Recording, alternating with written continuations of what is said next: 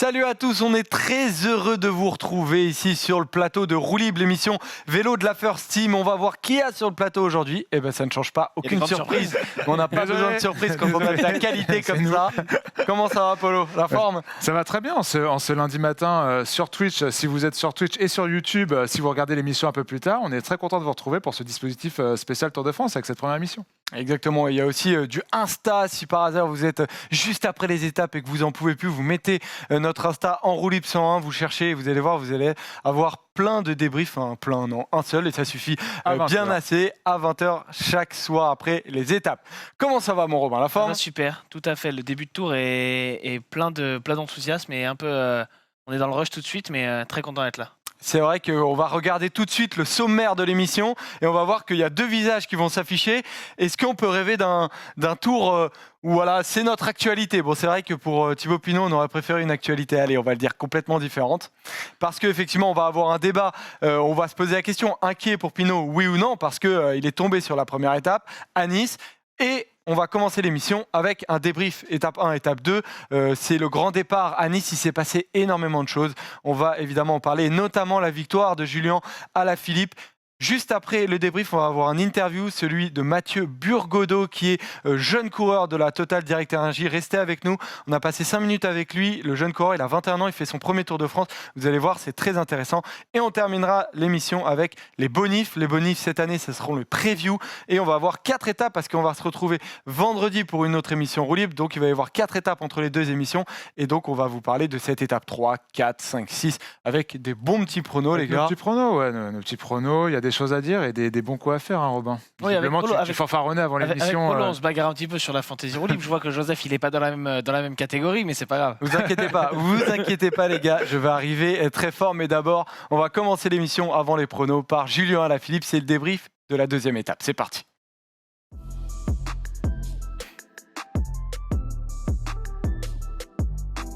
Si par hasard vous vous êtes endormi parce que vous avez eu une grosse soirée la veille, je ne sais pas pourquoi, comment vous avez pu rater ça. Mais en tout cas, voilà, deuxième étape du Tour de France. Déjà, la victoire de Julien Alaphilippe, il était attendu, il l'a fait, on le voit. Julien Alaphilippe qui a battu le jeune Suisse de la Sunweb, Marc Hirschi, et Adam Yates de la Mitchelton Scott. Ils sont arrivés tous les trois en échappée. Ils sont arrivés juste 2 secondes avant le retour du peloton. Et c'est Greg Van Avermaet qui a réglé ce peloton. En tout cas, Polo, voilà. Comme je le disais, attendu, présent, Julien Alaphilippe sur le Tour de France et maillot jaune. Ouais, comme on en parlait hier dans le débrief, il avait cette pancarte, la pancarte. Tout le monde attendait Julien Alaphilippe. Même, je pense que lui-même, il avait dit ce matin, avant de prendre le départ, qu'il avait envie, de tenter des coups aujourd'hui. Cette énorme pancarte, il l'a assumé. Il a fait rouler De Venins et dans le col d'Aise et dans le col des quatre chemins. Et ensuite, quand De Venins s'est écarté, il a attaqué. Mis à part Marc Hirschi, personne n'a pu le suivre. Et je pense, on en parlait hier, je pense que si d'autres avaient voulu le suivre, eh ben, ils ne l'ont tout simplement pas pu. Ils n'ont tout simplement pas pu le faire parce que Julien Alaphilippe a mis une attaque très tranchante. Hirschi s'est accroché à ses basques et puis après, dans un second temps, Adam Yates a réussi à revenir. Mais il avait la pancarte, il a assumé, il a attaqué là, on l'attendait. Et en plus, elle va terminer en beauté 13 km derrière. 13, ouais. C'est une magnifique opération pour Julien qui prend le maillot jaune. Alors, c'est régalé, ça a été une sacrée joie à l'arrivée, en tout cas, pour Julien Alaphilippe. Ouais, tout à fait. Ce qui est surprenant, comme dit Polo, c'est qu'il a attendu, surprenant peut-être pas, mais un peu plus fort encore que l'année dernière, c'est qu'on sait qu'il va attaquer dans cette bosse, qu'il va essayer d'aller chercher l'étape et le maillot, et il le fait. Donc c'est forcément très très fort. Après, je serais un peu plus nuancé que Polo. Pour moi, il n'y a pas vraiment cette idée de... Même si d'autres avaient voulu suivre, ils n'auraient pas pu. Je ne suis pas tout à fait d'accord. Je pense que certains leaders avaient sûrement les jambes, mais il y en a qui n'étaient pas intéressés. Quand je parlais, c'était pour les gens intéressés par la victoire d'étape, évidemment. Voilà, pour les leaders, je suis assez d'accord avec toi. Honnêtement, je crois qu'au début, quand il avait une petite dizaine de secondes d'avance avec Marc Hirschi, moi j'ai trouvé justement Julien Alaphilippe un peu moins tranchant que ce qu'on a connu. Et j'ai eu un moment un doute en me disant est-ce qu'il va gagner cette étape? Et quand j'ai vu la vitesse à laquelle Adam Yates est revenu, la façon dont il a bouché les 15 secondes de trou qu'il y avait, je me suis dit peut-être que Julien va se faire manger sur cette étape. Au sommet de la bosse où il y a des petites secondes de bonification, c'est Adam Yates qui passe premier. Alaphilippe faisait des relais un peu plus appuyés, Hirschi en prenait quasiment pas. Donc je me disais il est en train de donner beaucoup. Est-ce que ça va pas se payer à la fin? Et on l'a vu dans la descente, le peloton gérait, était tranquille, il avait abdiqué, il était plus intéressés par cette étape. Ça se jouait entre les trois de devant. Ils ont eu le temps même de jouer un petit peu avec le peloton, de se regarder dans le dernier kilomètre. Si le peloton avait voulu les manger, honnêtement, s'il y avait eu une équipe de sprinters encore là, assez nombreuse et organisée, je pense qu'il les aurait repris. Ouais, parce qu'on le rappelle, c'est Greg Van Avermaet qui a gagné, qui a remporté ce sprint du peloton devant Higuita et Mollema. Paul, tu es d'accord avec cette analyse de Robin de dire que des équipes comme CCC, EF, la Trek, Astana même pour Lutsenko ou même UAE pour Pogacar n'étaient pas peut-être assez organisées en vue de la victoire d'étape et pour vraiment s'organiser et aller chercher Julien Alaphilippe? Bah, ils ont voulu. On a vu Astana après essayer de faire le tempo dans la descente, mais au final, un peu à l'image de Milan-San Remo, c'était un genre d'étape où si tu passes avec 15 secondes d'avance du code des 4 chemins, c'est très difficile de revenir derrière. Il y a quand même Ineos et Jumbo-Visma qui étaient assez c'était nombreuses, n'ont pas voulu faire l'effort non plus. Voilà, eux n'ont pas voulu faire l'effort clairement, mais parce que comme tu l'as dit tout à l'heure, les coureurs pour le classement général n'avaient pas pour objectif d'aller chercher à la FIP. Je pense que l'objectif c'était qu'ils ne prennent pas trop de temps. Au final, il a pris quoi? Il a pris à peine 10 secondes. Donc voilà, pour eux l'objectif. Les bonifs en fait. Voilà, les deux bonifs. Et avec quelques secondes en plus, j'ai même pas regardé au final. 2 secondes, voilà. Et l'objectif est rempli pour ces équipes-là. Après, évidemment, Greg Van Avermaet aurait pu espérer quelque chose. Les Astana de Lutsenko qui ont aussi un peu roulé auraient pu espérer quelque chose, mais je pense qu'il manquait tout simplement de main-d'œuvre pour Moi, je rouler crois que c'est Jumbo-Visma le final. surtout qui aurait pu faire le travail pour Wout van Aert. Si Wout van Aert n'avait pas été décroché dans la dernière montée, où il est allé donner un coup de main à Tom Dumoulin qui venait de chuter, et derrière, Van Aert, je crois, n'est pas revenu. Et c'est ça, à mon avis, qui fait la différence, parce que si Van Aert est là, je pense qu'on a 2-3 gars chez Jumbo-Visma qui se seraient mis à la planche pour revenir sur Julien Alaphilippe. Van Aert était déjà en queue de peloton quand Dumoulin chute, et c'est d'ailleurs pour ça que le changement de vélo, je ne sais pas si c'est le changement de vélo exactement, en tout cas, il ne change pas de vélo. Il était tout près de Tom Dumoulin quand Dumoulin a eu sa chute. Je ne sais pas s'il serait passé au sommet avec les favoris, mais c'est sûr que s'il était passé avec, la Jumbo-Visma aurait changé ses plans parce que ça leur coûtait pas grand-chose au final. Après, il y aurait eu une donnée qui aurait été importante aussi pour la Jumbo-Visma en cas de victoire d'étape, c'était le maillot jaune. Ils auraient pris le maillot jaune finalement assez tôt. C'était un élément qu'on avait évoqué, en tout cas en première partie dans la preview du Tour de France. Mais au final, Tom Dumoulin est revenu assez rapidement dans le peloton. Primoz Roglic n'a pas bougé de la journée. N'a pas bougé de la journée. On sentait que la Jumbo ne tenait pas nécessairement non plus, même si Dumoulin n'avait pas shooté, à prendre ce maillot jaune aujourd'hui, Robin. Oui, je pense que c'est pas la priorité. Le maillot jaune, ils l'ont eu l'année dernière avec Tony Sen. Puis il a changé d'épaule. Non, après il passe sur une autre équipe, mais sur Alaphilippe justement. Mais ils l'ont eu l'année dernière 2 jours, ils ont gagné des étapes. Je crois qu'ils sont dans une logique différente cette année. Ils n'ont pas Groenewegen, ils n'ont pas de sprinter attitré, même si Wout van Aert peut faire quelques arrivées massives. Mais voilà, on sent par exemple Wout van Aert quand il dit qu'il ne va pas faire le maillot vert et qu'il ne va pas faire les sprints. C'est parce qu'il est réquisitionné pour faire quelque chose d'autre, aider ses leaders. Justement, aujourd'hui, Tom Dumoulin a un problème, il faut qu'il soit là, qu'il lui file un coup de main, même si Dumoulin n'en avait vraisemblablement pas besoin. Et voilà, la Jumbo-Visma, même si ça aurait été possible de lâcher le maillot jaune, à la fois aujourd'hui sur l'étape de Sisteron ou demain à Orsières-Merlette, je pense que c'est encore mieux de ne pas l'avoir et de ne pas avoir à s'en occuper, de laisser Deceuninck Quick-Step gérer ça. Et en tout cas, au classement général, on commence déjà à avoir des têtes très importantes, des grands favoris qui immiscent leur tête dans le top 10, avec Tom Dumoulin qui est 10e, Richard Carapaz 9e, Egan Bernal 8e, Esteban Chavez aussi est 6e, Pogacar est 5e. C'est des coureurs qui sont en forme. C'était un test, Paul, et les savoir dans les temps en forme pour pouvoir suivre un peloton qui chasse un peu Alaphilippe, pour tous ces hommes-là, c'est rassurant. Ouais, c'est clairement rassurant. Après, c'est des mecs qui sont allés jouer le sprint. Higuita finit derrière Greg Van Avermaet, Pogacar pareil. On verra quand même quand ce sera quand même plus dur, tu vois. Par exemple, on en parlera plus tard dans cette émission, on a vu qu'un Thibaut Pinot a réussi à suivre notamment, on a vu que finalement un Greg Van Avermaet a réussi à passer aussi, c'est quand même des indications pour se dire que ça aurait pu être quand même un peu plus dur. Et après là, c'est bon, ça c'est du placement à l'arrivée. Mais évidemment, s'ils sont là, ça veut dire qu'ils n'ont pas eu de problème sur ces 2 premières étapes. Et au vu des scénarios de ces 2 premières étapes, c'est déjà une belle victoire pour eux. On a une citation de Julien Alaphilippe qui avait une émotion importante à l'arrivée parce que premièrement, il n'a pas gagné cette saison et en plus, il a eu un moment difficile à passer. Et voilà, Julien Alaphilippe sur Eurosport qui disait c'est toujours une émotion spéciale de gagner sur le Tour, mais là, c'est une année particulière. Je n'ai pas gagné une course depuis le début de saison, mais j'ai toujours continué à travailler dur malgré les moments difficiles. Je voulais juste dédier cette victoire à mon papa. Ça me tenait à cœur. Je suis heureux d'y être arrivé, Paul. Julien Alaphilippe qui avait une aide céleste, on va dire. Ouais, et puis peut-être que c'est cette aide, entre guillemets, qui l'a aidé à finir le job face à Marc Hirschi, parce qu'il n'en a pas manqué beaucoup. En tout cas, Oui, je très pense fort. qu'au-delà de tout ça, ça va lui enlever un poids. Ce poids de n'avoir aucune victoire cette saison, alors qu'il est quand même passé pas loin, notamment sur Milan-San Remo. Là, avec le maillot jaune et avec cette première victoire, il a quand même le Son contrat est Tour de France rempli. est déjà réussi. Exactement. Voilà. Le contrat est rempli et maintenant, c'est que du bonus. Même Donc, s'il le perd à Orsières-Merlette c'est dans ça. 2 jours, Maintenant, il aura fait 2 jours en jaune, une étape. C'est déjà bon. et du coup, maintenant, la question, c'est de savoir qu'est-ce qu'il va faire. Et je pense que c'était ta prochaine question. Joseph. Exactement. En tout cas, on a posé la question sur Twitter hier, juste après l'arrivée de l'étape. Et voilà ce que nous ont dit nos rouleurs sur Twitter. On le rappelle, vous pouvez nous suivre sur Twitter, Roue Libre. On est présent et on vous pose des fois des questions juste avant les émissions pour avoir vos avis. Et voilà, Michel d'abord nous dit au Mont Égual. Donc le Mont Égual, si je me trompe pas, c'est là, Jeudi. c'est là, Sixième étape. c'est tout à l'heure. Donc du coup, voilà, c'est la 6e étape. Non. Si, c'est ça. Oui, c'est Voilà, ça. 6e étape. Donc voilà. Aaron nous dit un peu plus tard, donc c'est à Orsières. Lui, il pense qu'il va le lâcher Plutôt, Joseph, à Orsières. tu Voilà, confonds le c'est Mont l'inverse. Égual et Orsières-Merlette. Voilà. J'ai Non, remarqué. mais Aaron dit qu'il n'y aura pas de bagarre à Orsières-Merlette et qu'il le lâchera donc jeudi. Il dit la même chose. Il hésite un peu, Aaron. Ouais. Il ne sait pas encore. En tout cas, du côté de l'Emo, c'est plutôt Puy-Marie et les Pyrénées. C'est plus tard. Hein. C'est un peu plus tard, je crois que c'est la 13e étape, quelque chose comme ça. S'il le lâche au Puy-Marie, c'est qu'il aura déjà fait un super Tour de France. Exactement. Et Licha nous dit en vrai, ça peut tout à fait aller jusqu'au Grand Colombier. Donc là, 15e étape. c'est la 15e étape. Donc, vous avez des avis qui sont clairement partagés, comme Ben a parfaitement titré ce tableau. Polo, jusqu'à quand du coup? C'est dur à dire. Encore tout à l'heure, il disait qu'il visait pas le classement général, mais moi, on en avait parlé il y a 2-3 semaines. La Philippe en forme, c'est un Philippe, surtout avec ce départ, qui aura envie de viser le classement général. Et à Philippe, maintenant, il a le maillot jaune. Et un maillot jaune, ça se respecte. Un maillot jaune, ça se défend, encore plus quand tu es français. Je ne sais pas est-ce qu'il va le garder, mais en tout cas, il va se battre bec et ongle. Moi, je pense qu'il le perdra quand même au Mont Égual sur l'étape 6. Je pense qu'Orsières-Merlette, il arrivera à suivre.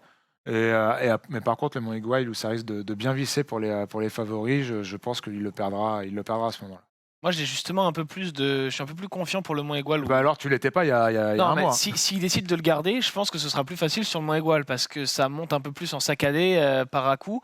C'est pas une montée forcément très régulière et du coup, il aura des plages un peu de repos, disons, avant d'entamer les derniers murs qui, en plus, quand c'est très raide, ça lui convient. Quand c'est court et très raide, s'il arrive à Donc, passer le Mont Égual avant le dernier mur, il pourra Voilà, même jouer là, l'étape. ce hein, sera, mais la question, c'est de savoir dans quel état de forme il est. Enfin, il y a deux questions. Son état de forme et s'il a envie de le défendre. Mais si c'est le Julien Lafilippe qui a fait 2e l'année dernière au Tourmalet, évidemment qu'il va ni perdre le maillot à Orsières-Merlette, ni le perdre au Mont Égual et que ça va aller, comme disent certains, jusque Puy-Marie, peut-être même Grand Colombier. En revanche, s'il n'a pas envie de le défendre, ce maillot, bon, comme dit Polo, c'est compliqué parce que tu peux pas vraiment non plus le jeter, surtout quand tu es français, et dire j'en veux pas, je m'en débarrasse. C'est un peu délicat. En fait, toute la question, c'est savoir quelle communication il adopte. Parce que quand il est arrivé hier, après sa victoire, face aux médias, il a commencé à dire moi, je suis pas venu pour le général. Il a clairement rappelé ça. Parce que l'année dernière, là où il était un peu plus hésitant, il savait pas vraiment où il en était. Il disait bon, je vais essayer de le défendre. Là, il l'a encore dit, mais on sent que Le problème, il a l'air d'avoir le de maillot, vouloir dire aux Français je n'en veux pas. Il est obligé de le dire parce que si il dit autre chose, bah déjà, il est du coup, on parlait de pancarte tout à l'heure, bah là, il est pancarté dans une autre catégorie. Il annonce, c'est-à-dire à Roglic, au Ineos, à Petit Opino, qui va vouloir jouer le général. Et là, les mecs vont pas le regarder de la même manière. Il faut qu'il fasse un Tour de France un peu en sous-marin, entre guillemets, où il garde le maillot. Ouais, mais mais il va au bout pas d'un leur moment, on faire- va il se dire va pas qu'il va leur le faire perdre et l'histoire deux peut-être fois, qu'il va quand pas le perdre. Donc voilà, Bah, mais pourquoi pas de toute façon, c'est le seul moyen d'arriver à faire quelque chose au général, c'est d'avoir cette communication-là, parce que justement, il doit rester en retrait des favoris qui, eux, ont déclaré qu'ils voulaient ce maillot jaune. Il doit la jouer un peu finaude. Le problème pour moi, c'est justement le fait de, sans savoir ce qu'il veut, admettons qu'il ne veuille pas jouer le général, il se retrouve aujourd'hui piégé. Parce que évidemment, il avait envie d'aller chercher l'étape et le maillot jaune, c'est toujours un truc énorme pour On un va pas le Français. plaindre non plus. Non, mais je pense qu'il Le a mec, il est Non, mais t'imagines, piégé parce qu'il non, gagne une vraiment, étape. Admettons, il va y avoir les championnats du monde, les classiques, il sait que sa saison, elle se joue pas là. Ouais. Et qu'il a envie de jouer sa saison sur la suite après le Tour de France. Mais là, comme dit Polo, il peut pas balancer le maillot jaune. Il est obligé de le défendre. Et s'il le défend, moi je pense qu'il le perd pas à Orsières-Merlette, ni au Mont Égual, parce que les qualités de Julien Lafilippe font que sur ces montées-là, il est censé être capable de tenir. Ouais, mais si c'est pas défendre le maillot jaune, alors c'est quoi l'objectif de Julien Lafilippe Non, mais sur je la pense- suite je du suis Tour de d'accord. France? Moi, je Même pense que au-delà de maintenant, avec la situation actuelle, il va le défendre parce qu'il n'a pas le choix. Moi, je pense que son objectif, c'était exactement ça, gagner cette étape et prendre le maillot jaune. C'est ce qu'il a fait. comme on l'a dit tout à l'heure, le contrat maintenant est rempli. Maintenant, ce qui va arriver, c'est que du bonus et ce sera comme l'an passé. Il y aura peut-être une victoire d'étape, il y aura Le peut-être un problème, c'est coup que à la Saint-Etienne. si tu le gardes ne serait-ce qu'une semaine, tu finis le tour cramé. Et voilà, Si mais tu te bats c'est ça. Orsières Merlet au Mont-Égual, tu t'arrives. Bon, alors ça dépend. Si tu le perds au Mont-Égual, ça va, parce qu'après, tu vas passer les Pyrénées et les Alpes tranquilles. Mais si tu es obligé de te bagarrer jusqu'au Grand Colombier, 15e étape, ouais, mais est-ce que ça fait enfin, loin. après, c'est difficile à dire. Je pense qu'il faut reporter le maillot jaune en course sur un Tour de France en étant français pour savoir ce que ça signifie. Parce que dans ce cas-là, s'il a cet objectif-là, il le bazarde à la prochaine à Orsières-Merlette. Non, il ne le peut pas, parce qu'on est d'accord que Du à coup, la fois pour du coup, lui, il va et être puis obligé de le jouer à fond. ni Moi, je pour pense qu'il lui, le jouera à fond. ni pour l'image que ça donne, il peut pas bazarder le maillot Je jaune. pense qu'il sera obligé de le jouer à fond et on verra jusqu'où ça va le porter. Quoi. Et avec les possibles conséquences que tu as parlé sur la suite de sa saison. L'autre élément, ça va être aussi la présence de Sam Bennett, parce qu'il va y avoir dans les prochains jours. Il avait Viviani l'année dernière. Hein. Il y avait Viviani l'année dernière, mais là, il va y avoir véritablement des étapes pour Sam Bennett, notamment 2 étapes dont on va parler tout à l'heure. Ce sera pour lui. bossera pour lui en cet après-midi, il va bosser pour lui. Ça La l'avait limite, pas il sera bien dérangé placé. Ça ne l'avait pas dérangé l'année dernière. Voilà. Oui. Et puis, je pense que la Quick Step Pas un problème. ok. Surtout, répétera le scénario de l'an Et puis passé. ils vont pas lui demander un travail monstrueux non plus. Il va faire 2 bornes à la fin, tirer un petit bout. Ça va pas non plus Et puis, mettre en péril. et puis quand tu es en tête de peloton, tu as moins de chances de chuter, d'avoir des problèmes que si tu es au milieu ou à la fin, comme on a vu sur l'étape de samedi, par exemple. L'autre point que je voulais aborder au-delà d'Alaphilippe sur cette 2e étape, c'est l'attitude de la Jumbo-Visma et d'Ineos. En premier temps, Jumbo-Visma, Paul, qui a pris clairement les devants à plusieurs reprises pour montrer qu'il voulait être patron de ce Tour de France. Ouais, la Jumbo-Visma a pris la suite du Team UAE quand le Team UAE a un peu lâché, que Christophe s'est vraiment fait décramponner. Ils se sont positionnés en patron, Ineos a regardé. Par contre, sans tirer la sonnette d'alarme, parce que c'est pas du tout le moment de le faire, et on est encore loin des grandes échéances de montagne, je les ai trouvés légers dans le dispositif sur le col des 4 chemins. Pardon. La Jumbo-Visma, avec un George Bennett qui souffre de sa chute d'hier, lâché très tôt. Un Tom Dumoulin qui n'était pas dans le train de Jumbo, mais plus à l'écart, même si on a vu que finalement, c'était pas un problème. Mais il n'était pas dans le train. Et finalement, il n'y avait que Sepp Kuss qui faisait le train. Et derrière, Primoz Roglic, avec un Wout van Aert qui était un peu lâché Sepp Kuss après. Ouais, donc pas d'inquiétude. Hein, je suis pas en train de dire ça.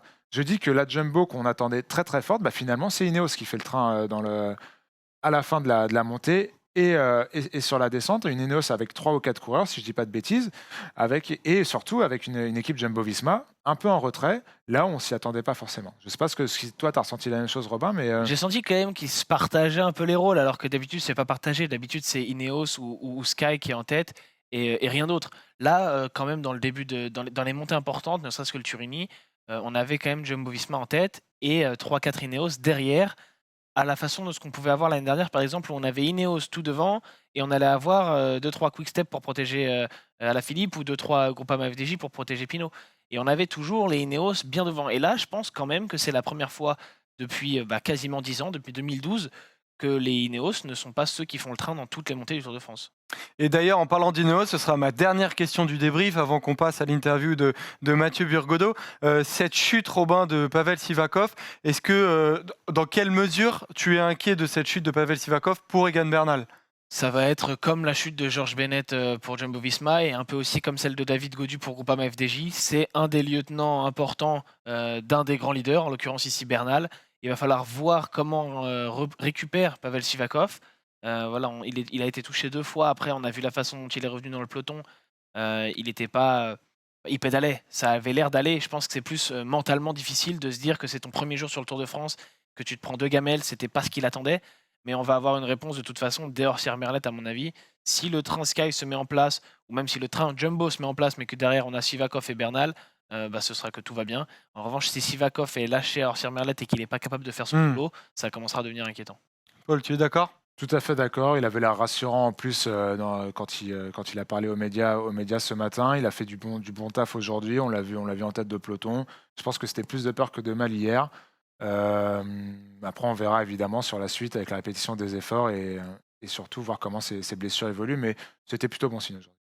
Voilà, c'est terminé pour ce débrief-là. On va passer maintenant à l'interview de Mathieu Burgodeau, qu'on est très heureux Le d'avoir. rookie. Voilà, on voit que c'est le rookie du tour parce que il a seulement 21 ans. Il va faire son premier tour. On va regarder son CV juste avant de lancer son interview pour vous dire qui il est.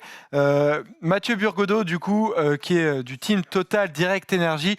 21 ans seulement, il fait le Tour de France et c'est plutôt un profil puncher.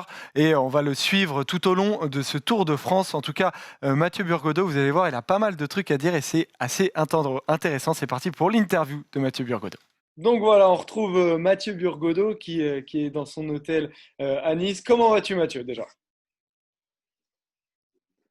Bonjour, et ben ça va plutôt bien, on va dire. Une grosse journée de vélo aujourd'hui, mais voilà, les conditions étaient bonnes contrairement à hier, donc ça va. Bah déjà, on sent que c'est un plutôt bien. Ça veut dire qu'après 2 étapes, on le rappelle, tu fais ton premier Tour de France, que tu as l'air quand même fatigué, on va le dire, que ça a l'air d'user quand même le Tour de France. Je sais pas ce que tu en penses.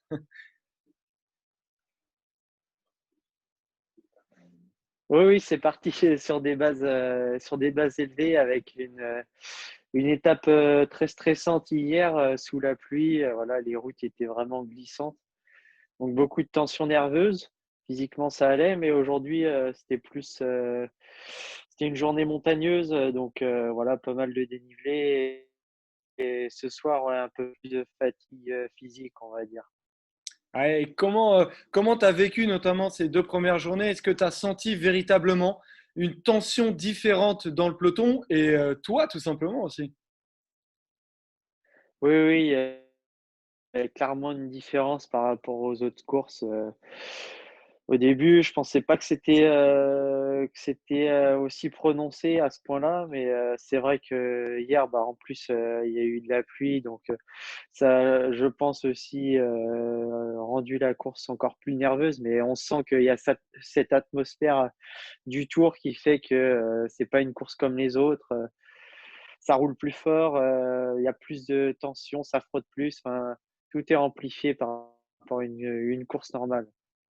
Et justement, est-ce que tu peux nous révéler un peu, il s'est passé quoi sur la première étape? Est-ce que véritablement ça glissait? C'était quoi selon toi? C'était de l'essence, du savon? Qu'est-ce qu'il en est, quoi?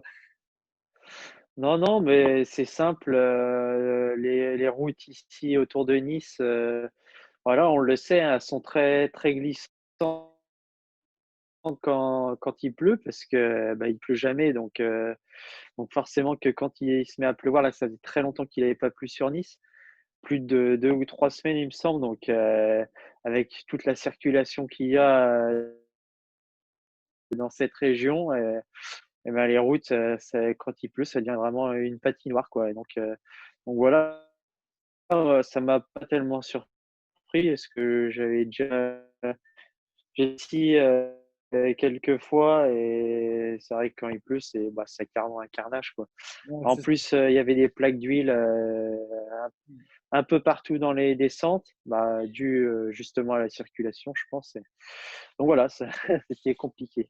Alors, j'ai eu la chance d'être à Nice pour le grand départ du Tour de France et pour avoir croisé des locaux, ils me disaient qu'ils n'avaient pas vu la pluie depuis 6 mois. Donc, c'est même encore pire. Vous avez vraiment, vraiment, vraiment pas eu de chance. Mathieu, du Ouais. coup, pour te faire un peu découvrir quel est ton rôle avec la Total Direct Energy sur ce début de Tour de France, est-ce que tu as un rôle d'équipier vraiment de protection de certains leaders? Oui, bah, moi, l'objectif, de ce tour, c'est dans un premier temps, de prendre le maximum de plaisir, prendre de l'expérience et puis, voilà, tout ça, ça viendra par le fait d'aller dans les échappées, voilà, tenter des choses et puis, oui, aider mes leaders, comme Nicolo et Lilian sur des étapes qui nous conviendront mieux, où il y aura besoin de main-d'œuvre, quoi. Et justement, ils vont comment, Nicolo et Lilian? Parce que je crois qu'ils avaient chuté si je me souviens bien. Donc, bon, il y en a beaucoup qui ont chuté. Donc, est-ce qu'ils ont chuté et comment ils vont, tout simplement? Oui, oui, bah, dans l'équipe, non, on a juste, Nicolo et Romain Sicard qui ont chuté et Fabien Grelier aussi, mais ça a été. Donc on a été plutôt, on va dire, épargnés, contrairement à d'autres équipes où il y a eu vraiment beaucoup de casses. Mais ils vont bien, voilà, on se met gentiment en route et voilà, il reste beaucoup de chemin à parcourir avec des étapes qui vont plus nous convenir. Donc voilà, on attend avec impatience ces journées-là. Bon, la dernière question que je vais te poser, Mathieu, c'est de savoir sur quelle partie de ce Tour de France tu espères briller si par hasard tu prends une échappée. Je crois que tu es né à Noirmoutier, je ne sais pas où tu as grandi, mais il va vers l'île de Ré, donc c'est un peu plus bas dans la France, mais peut-être que tu vises cette partie-là du Tour de France. Non, je vise pas plus particulièrement une partie qu'une autre. Voilà, toutes les étapes sont bonnes à prendre. Dès que je pourrai aller de l'avant, j'irai. Dès que les jambes seront bonnes, j'irai de l'avant. Et voilà, je vise pas une étape en particulier ou quoi. Après, c'est clair que l'étape Île-de-Léron, Île-de-Ré, c'est pas loin de chez moi. J'ai de la famille qui habite à l'île de Ré parce que mon père est la mère de mon père est originaire de l'île de Ré, donc voilà, j'aurais pas mal de supporters là-bas, je serais encore plus motivé, c'est sûr, mais non, dès que je vais pouvoir aller devant, j'irai. Et sur 3 semaines, est-ce que tu as peur un peu de voir comment ton corps va réagir, disons? Oui, il y a un peu d'appréhension, forcément, parce que 3 semaines de course à ce niveau-là, c'est une première pour moi, mais d'un côté, c'est aussi excitant de voir comment je vais réagir, comment je vais encaisser et voilà, de toute façon, je sais que c'est très dur, hein, ça va être très dur pendant 3 semaines, mais je vais me battre et ça va me faire du bien, pour l'avenir aussi. Oui, c'est ça, parce que c'est une carrière seulement qui commence pour toi, Mathieu, qui a été passé pro seulement en 2017, je crois. Et donc, déjà, 2018. 2018, ah bah voilà, tu joues Ouais. toujours encore chez les Espoirs, je crois. Et notamment, tu as fait troisième de Ganvevel Game 2018 chez les Espoirs. Donc, c'est un grand saut dans l'inconnu, mais un très grand saut chez les pros. Donc, on te souhaite énormément de courage, Mathieu, pour la suite de ce Tour de France, en tout cas. Ah, merci beaucoup, c'est gentil. Eh bien, à la prochaine, Mathieu, peut-être. Ciao, ciao. Ça marche, allez, au revoir. Voilà, c'est terminé pour l'interview de Mathieu Burgodeau qui peut-être, faudra suivre les émissions Roue Libre pour voir s'il sera de retour. En tout cas, c'est sûr qu'on va le suivre de loin parce que faire son premier tour à 21 ans, c'est quelque chose d'énorme. On va passer, nous, au débat et notamment à Thibaut Pinot. C'est parti.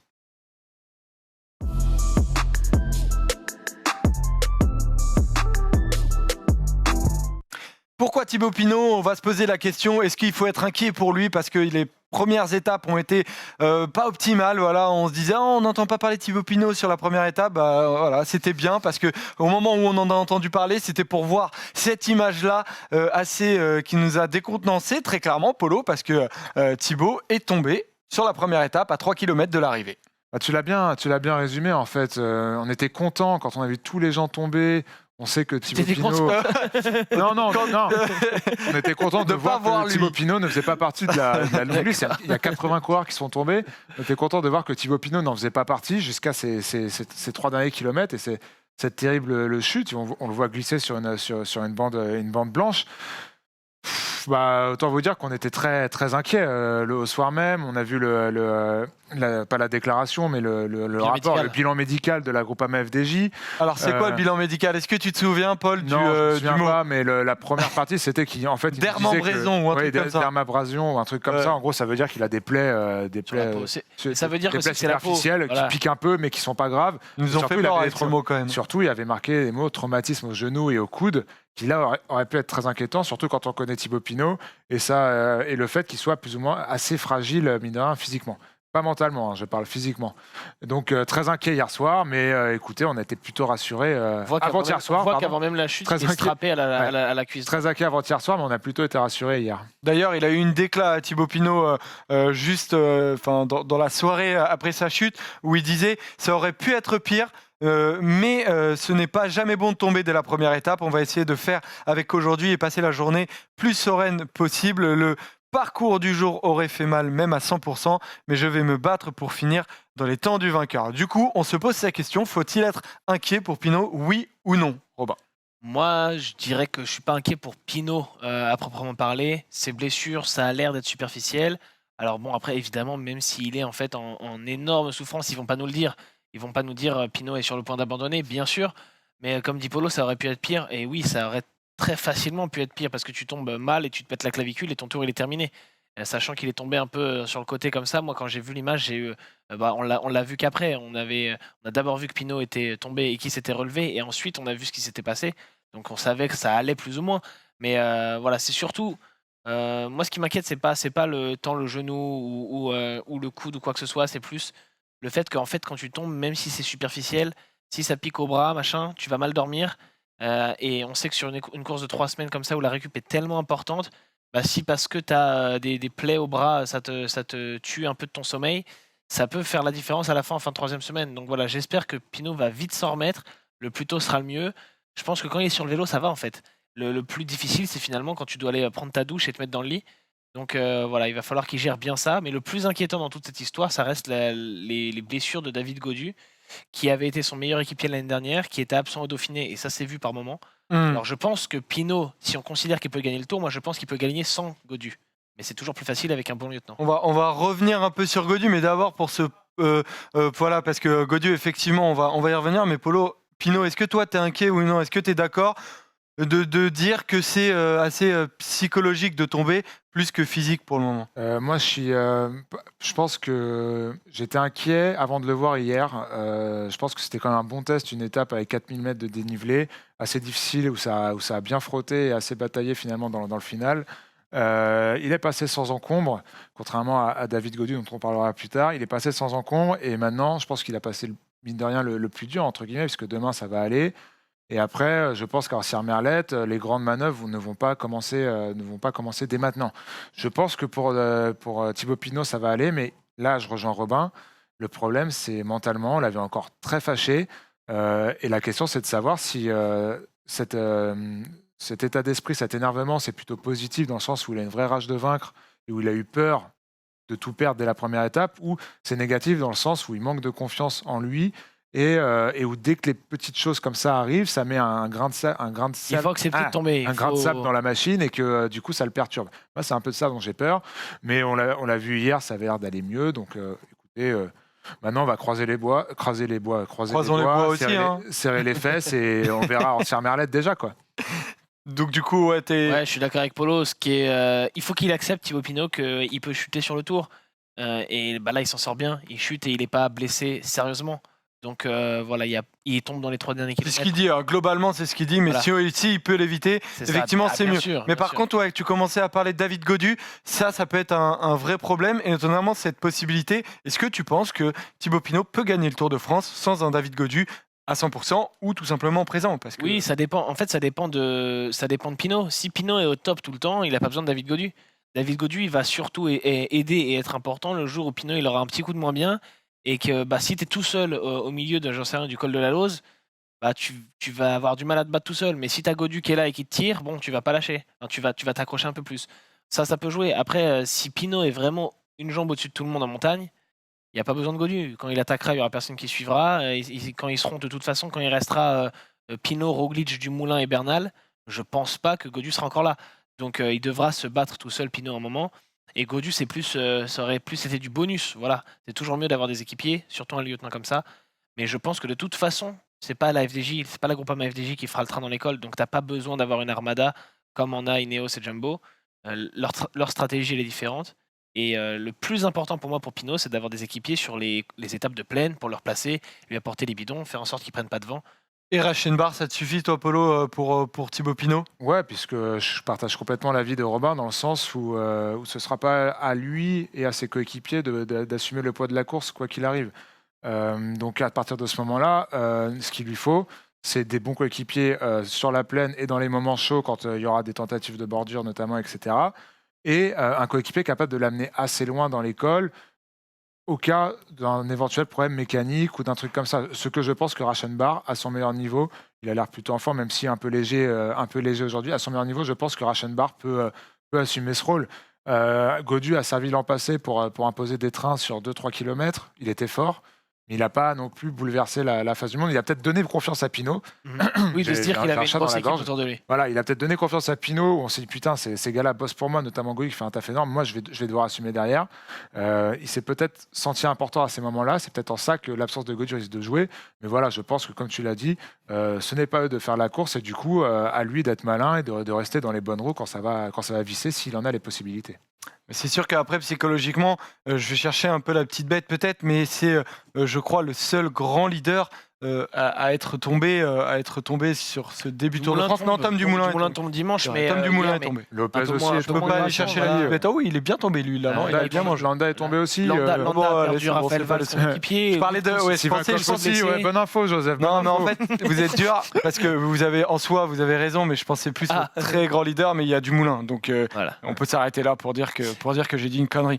Mais ça Et suffit. par exemple, voilà, chez Jumbo-Visma, ils ont aussi des doutes sur George Bennett qui est tombé. Bennett, ouais, ça avait pas l'air d'aller hier. Voilà. Ineos, il y a les doutes sur Sivakov. Donc finalement, Bahreïn, il y a les doutes sur Wood Poels et il y a Raphaël Valls qui a déjà abandonné. Donc finalement, les gros leaders, il n'y en a pas vraiment qui. Si, par exemple, Roglic qui est passé lui entre les Il y a gouttes. Romain Bardet. Romain Bardet qui avait l'air d'avoir des bonnes jambes. Hein. Ça passé entre les gouttes dans les deux sens du terme samedi. Voilà. Bien placé, toujours en tête de peloton hier. On verra. J'ai une bonne sensation avec Romain Bardet sur ce début de tour. Ce sera clairement un fil rouge de roue libre, Romain Bardet, je vous l'annonce. Celui qui s'en sort bien aussi, c'est Quintana, non, si je dis pas de bêtises. Non, il est tombé, Quintana. Ah oui, c'est Il est vrai. tombé ouais. samedi aussi. Ah oui, Mais oui, ça- avec Rosa à côté de lui qui ouais, bah, t'as raison. Ça avait l'air sans gravité. Une connerie C'est pas- partout, on c'est pas attend passé à le la télé. polo. C'est pas passé à la télé, mais ça avait l'air sans gravité. Ouais, exactement. Bon bah voilà, on a fait le tour de la question. Je sais pas si vous voulez Non, c'est bon, rajouter on un était- truc. on Je était pense qu'on est complet. assez d'accord pour être peu inquiet pour Pinot, mais quand même suivre le dossier Pinot et notamment David Gaudu. Ah bah, on en c'est ce a qui nous fait terminé vivre avec ce le débat. Pinot, hein, donc il Bah, a intérêt exactement. à aller bien. Et surtout, au-delà de ça, c'est ce qui est tout simplement On a bien flippé avant Sinon, de faire intéressant. ça. on fait plus d'émissions. Il abandonne. Exactement, c'est la fin de ce débat, on va passer aux bonifications, c'est parti.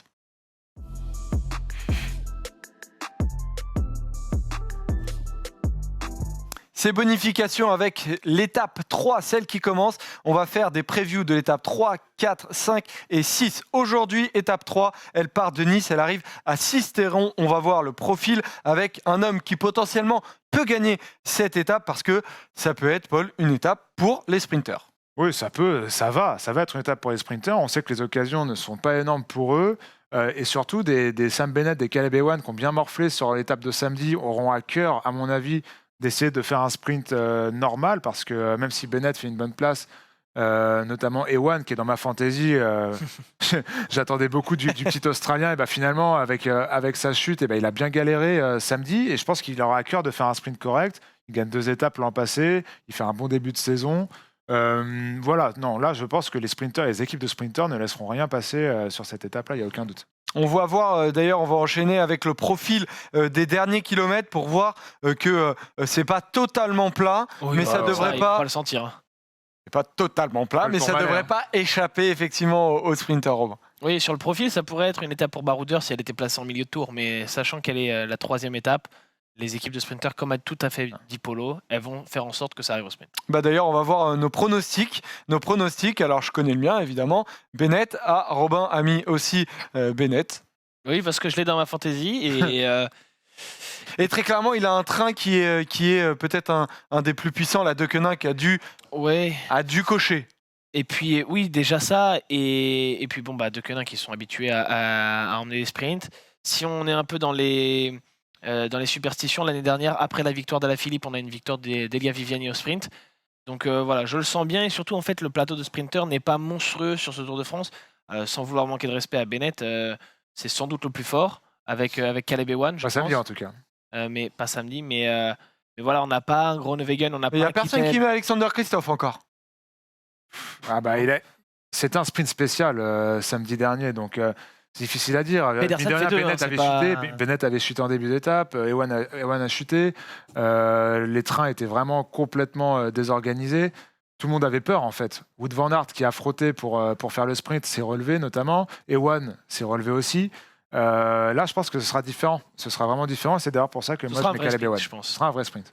Donc on va suivre ça. Voilà, Bennett et Caleb Ewan pour les pronostics de la 3e étape. On va passer à la 4e étape avec là potentiellement, on va voir, Bagarre entre favoris, Sisteron, Orsières, Merlette. Là aussi, ça va être après la deuxième étape de Nice pour voir si les grands leaders sont oui ou non en forme. Là, ça va être un test d'une autre mesure, Robin Orsières, Merlette. C'est sûr, on va observer les favoris. On va voir, parce qu'aujourd'hui, on avait un œil sur eux, mais ils ne se sont pas vraiment bagarrés parce que l'école était assez loin de l'arrivée. Là, cette fois-ci, ça va être différent. Si un mec est en forme, en fait, il a tout intérêt à placer même pas une énorme attaque, mais À tester. à tester, voilà. Parce que imagine qu'il soit plus fort que les autres, il peut facilement reprendre du temps. Donc, il va y avoir une explication. Est-ce que les favoris vont se jouer la victoire d'étape? Ça, je pense que ça va dépendre de l'équipe de Koenig Quick-Step et de Julien Lafilippe. S'il veut garder le maillot jaune, il fera en sorte que l'échappée ne gagne pas. Et ils ont l'équipe pour maîtriser la course. En revanche, s'il veut laisser le maillot jaune partir, alors il laissera sûrement une échappée. Et les équipes de favoris ne se battront pas, elles, pour faire en sorte que ça arrive entre cadors. Donc une échappée peut s'imposer. Et les favoris, ça ne changera rien à la bagarre qui se font derrière. Mais voilà, le maillot jaune peut changer ou non. Ça dépendra de Julien Lafilippe. Et puis, sait-on jamais, peut-être qu'il voudra le conserver, mais qu'il n'y arrivera pas sur la montée finale. C'est ça. On va voir le profil de la montée finale, d'ailleurs, qui est un profil relativement régulier, Paul. Régulier, c'est pour ça qu'on pense que ça va bien convenir à la Jumbo-Visma, à son train et notamment à Primoz Roglic. On l'a vu, que ce soit sur le Tour de l'Ain ou le Dauphiné, c'est quand même des choses qu'ils maîtrisent, notamment ce genre de montée et d'arrivée. Après, je suis d'accord avec Romain dans le sens où la Deceuninck Quick-Step a les cartes en main sur cette étape. Je pense aussi que les favoris, si Alaphilippe s'accroche jusqu'au dernier kilomètre, et ben ils vont se dire, vas-y, garde-le ton maillot, garde-le encore pour 2-3 jours. et comme ça, nous, on bosse pas. Donc, les cartes sont dans les mains de la Deceuninck Quick-Step et de Julien Alaphilippe pour cette étape. Alors je suis d'accord, ça va parfaitement conduire à Jumbo-Visma et je pense que la Jumbo-Visma va vouloir prendre le maillot jaune parce qu'une équipe qui se comporte en patron comme ça dès le début du Tour de France, c'est une équipe qui a des ambitions et qui veut le montrer, qui n'a peur de rien. C'est pour ça que dans mes pronostics, je mets Primoz Roglic qui gagne avec un train infernal. On va voir que la tête de Sepp Kuss de 10 à 3 km de l'arrivée. Et après, je pense que Primoz Roglic va prendre les choses en main. Toi, Romain, tu as mis Tom Dumoulin. Comme quoi, tu vois la Jumbo aller de l'avant. C'est ça, parce que Tom Dumoulin m'a impressionné aujourd'hui quand il a eu sa petite chute, très serein, revenu très vite. Alors bon, c'était pas le Tourmalet, ils n'étaient pas en train de se battre devant, mais quand même, j'ai été assez rassuré. Et puis parce que Primoz Roglic m'a un peu moins rassuré avec les déclarations d'avant Tour de France, de est-ce que je vais aller sur le Tour, etc. Alors c'est peut-être un grand bluff, peut-être qu'il est à 100%, mais il a quand même abandonné un Dauphiné, il avait quand même l'air pas très serein après son abandon. Donc je me dis que celui qui est le plus en forme peut-être, et celui qui a le moins d'appréhension et qui est finalement a le moins de séquelles du Dauphiné, c'est peut-être Dumoulin. Donc voilà, je vois les Jumbo-Visma s'imposer, mais peut-être pas le plus évident. Et Pogacar pour Polo. Pogacar, c'est un attaquant, on l'a vu sur le Tour d'Espagne l'an passé, il a l'air d'avoir de bonnes jambes, on l'a vu montrer sa tête en tête de peloton. Lui, contrairement à la Jumbo-Visma, ça ne l'intéresse pas de monter au train. J'ai envie de te dire qu'il n'a pas grand-chose à perdre, c'est son premier Tour de France, il a 21 ans. Je le vois bien attaquer avec l'innocence de la jeunesse, mais c'est pas la fougue plutôt que l'innocence, la fougue de la jeunesse. Je le vois essayer de secouer un peu le cocotier, surtout s'il a des bonnes jambes, et je pense qu'il arrive en forme sur ce tour. Donc voilà, je mets une petite pièce sur Pogacar, surtout pour changer du prono facile qui est la Jumbo-Visma. Surtout que... Non, dis-nous qu'on se mouille pas. Non, non, mais du coup, on va bien le suivre. Le prono avec une petite cote. D'accord. C'est ça. Voilà, c'est ça. Du coup, en plus, potentiellement, on a mis que des leaders qui vont se faire la bagarre. Potentiellement, Il et va y en avoir plus, Comment ? Il peut y avoir une échappée. Il peut y avoir aussi une échappée, on l'a évoqué, mais tout le monde va pouvoir y aller fort parce que le lendemain, il y a une étape un peu plus tranquille, on va dire, avec l'étape 5, donc jeudi, potentiellement pour les sprinters. Et là, cette fois, on a mis Sam Bennett. Mercredi, Joseph. Mercredi, oui. Et sprinter, mais sprinter costaud, parce que c'est une arrivée vraiment compliquée. Enfin, compliquée, c'est assez dur. Moi, j'imagine pas, par exemple, un Sam Bennett ou un Caleb Ewan passer. J'imagine pas Sam Bennett passer, mais Caleb Ewan, oui. Ah ouais, parce que Caleb Ewan, on l'a vu sur le Tour de Wallonie, vraiment lutter quand ça montait un peu. Par contre, un Cocard peut passer. Un Van Avermaet, un Trentin. J'ai failli mettre Cocard. Un Van Avermaet, un Trentin, ça peut fonctionner. Une échappée peut aussi aller au bout, et moi, j'irais plutôt sur un sprinter costaud. On le verra dans mes pronos. Un sprinter costaud avec cette arrivée-là. Ça monte pas non plus, c'est pas. Monte toujours pas là, les gars. C'est pas. Si, il monte, non, mais c'est pas Longwy ou Serein. Ou voilà, oui. C'est pas les étapes où Peter Sagan, par exemple, s'est imposé dans les années passées. C'est un peu plus doux quand même. Ah bah d'ailleurs, on va voir. Caleb Ewan en forme peut passer ça. Christophe peut passer ça. Je repense au Tour UAE en début de saison. Un Caleb Ewan peut passer, mais il faudra pas. Voilà, je pense que des coureurs, notamment comme un Van Avermaet ou même Van Aert, Van Avermaet sera là, c'est sûr. Voilà, mais Et oui, après- Polo, tu peux y aller. On va voir, on va voir le pronostic de Polo, il est intéressant. D'éliminer ces favoris-là. Moi, je pense qu'un Van Aert, avec le train de la Jumbo, aura à cœur d'éliminer les potentiels sprinters qui ne pourront pas passer cette petite difficulté. Et je pense qu'à ce jeu-là, un Van Aert peut l'emporter. Et donc, tu as mis, toi, Caleb Ewan, parce Oui, que c'est ça. tu Je penses l'ai qu'il défendu, peut donc passer. c'est pas une surprise, mais ouais, je pense qu'il passera. Et je pense que Bennett et Viviani ne passeront pas, qui sont pour moi les deux qui auraient pu l'aligner. Et donc je pense que si Ewan passe, il gagne. Avec une petite pièce sur Cocard aussi, si je devais rajouter un genre de profil qu'il aime bien. Oh, moi, au Tour de Wallonie, quand j'avais vu Sam Bennett gagner, c'était sur le Tour de Wallonie, hein, non, sur Burgos, non à Burgos, Ouais. qui sort, où il est capable de gagner sur d'autres arrivées que des arrivées toutes planes. Donc, je le vois bien remporter cette étape. Ok, bah très bien, Joseph. Moi, je pense pas, mais si t'en es convaincu, c'est J'ai vu, voilà. convaincu, c'est le principal, mais ça va être très ouvert parce que ça va dépendre beaucoup de, Oui, ce qui se passe, exactement. de ce qui se passe dans les 5-6 derniers kilomètres avant la flamme rouge. Donc, on verra. Moi, je crois à Van Aert, qui, à mon avis, devait être frustré de ne pas avoir pu sprinter samedi dernier. On va passer à l'étape 6, qui est donc jeudi, qui part de Dutheil. Je pense que ça se dit comme ça. Oui. Ouais, voilà, Yves Dutheil, Erwan, exactement. Arrivé au Mont Égual, le Mont Égual qui est à 1560 mètres d'altitude. Là, pareil, Polo, on repart sur quelque chose d'un peu plus rapport favori, tout simplement. Ouais, moi, je pense que contrairement à Ancien Merlette, là, je pense que la vraie première grande bataille, elle va se situer sur le Mont Égual, avec le col de la Luzette, hein, si je dis pas de bêtises, juste avant, avec des bonifs à aller chercher au sommet. Non, c'est pas. Si, ah, si, oui. Si, c'est exactement ça, voilà, C'est il a ça, le raison, col de la Polo. Luzette, et Bonif après- au sommet, col de la Luzette. Et après, on voit qu'elle est quand même très irrégulière, qu'elle est très pentue. Ça va être très intéressant et je pense que c'est un vrai terrain de jeu pour les purs grimpeurs. Pour Tom Dumoulin. Si on veut essayer de perturber la Jumbo-Visma, je pense que c'est le meilleur moment. À tes souhaits, Joseph. Et du coup, je pense que pour le coup, les Pogacar, les Pinot, Bourkman, etc., des équipes qui n'ont peut-être pas le train qu'ont Ineos et Jumbo vont vouloir faire de belles choses sur cette étape déjà dans un premier temps. Il est en train de me foutre la route à rester sur moi. On va regarder du coup. Est-ce que tu penses effectivement que c'est un test qui est un peu plus important? Oui, tout à fait. Ça monte que- crescendo. Il y avait aujourd'hui le premier test. Ancien Merlette un peu plus important et le Mont Égual un cran au-dessus encore. On va voir vos pronostics. Alors j'ai mis Primoz Roglic parce qu'effectivement je pense que... Ah, tu persistes. Oui, je persiste. En fait c'est assez clair, j'ai mis 2 fois Primoz Roglic, 2 fois Sam Bennett pour la semaine, parce que je pense qu'ils vont bien en prendre un, et donc je vais mettre des points. Je veux des points, putain. Si vous allez voir sur le classement, pour le moment, je suis assez loin. En tout cas, Polo, toi, tu as mis Pinot. Non, c'est pas, c'est pas Polo Ah, qui a Robin, Pinot. tu as mis Pinot. Ah, ça Pardon, te surprend, hein. T'as vu Ouais. Tu voyais Pinot, tu Et ouais, pensais en direct fait, que c'est surprenant. C'est surprenant. j'ai même pas C'est cool, regardé en le tout nom. cas. Et bah ouais, c'est moi qui ai Pinot parce que moi je pense qu'il sera rétabli de voilà sa petite chute de samedi, ce sera oublié, un peu comme quand il nous avait fait des folies l'année dernière quelques jours après la bordure d'Albi.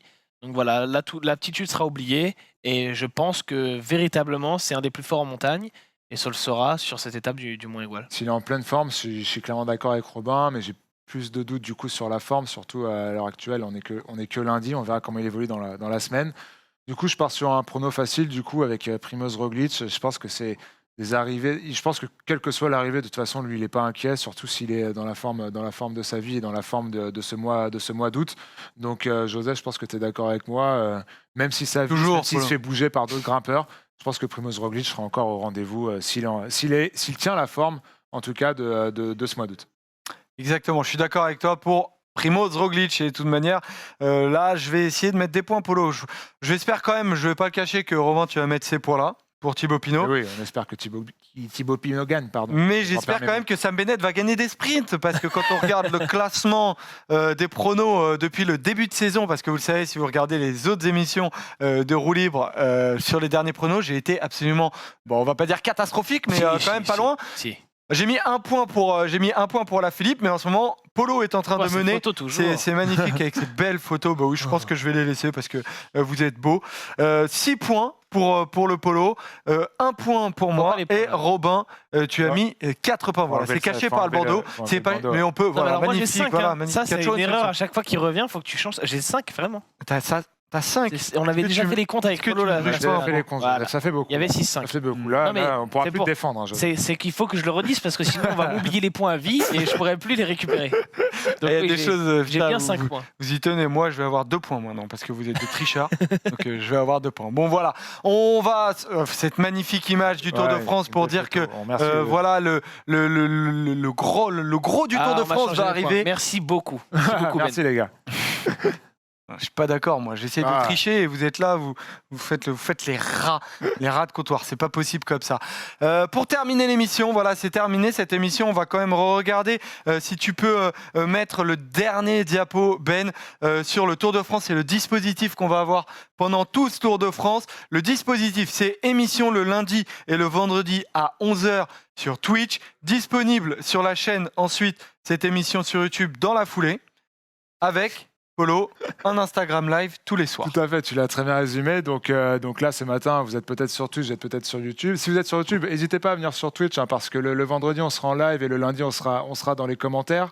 Et puis voilà, vous connaissez la formule avec YouTube, vous en avez l'habitude tous les mardis. Et la petite nouveauté, vu qu'on ne peut pas faire de quotidienne, c'est un petit live Instagram tous les soirs à 20h ou à 19h en fonction des jours et en fonction des invités. Donc voilà, vous avez pris l'habitude sur ces 3 premiers jours et ça va durer comme ça pendant les 3 semaines à venir.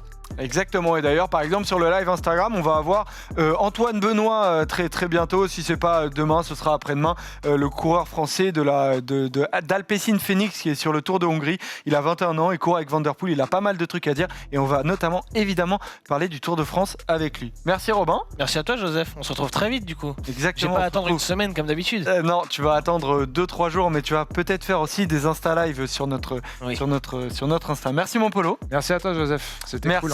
Merci à Erwan qui est en réal et à Ben qui est à l'édition comme d'habitude, notre Tarnais adoré. Ciao les rouleurs et à la prochaine. Bisous. Salut les gars.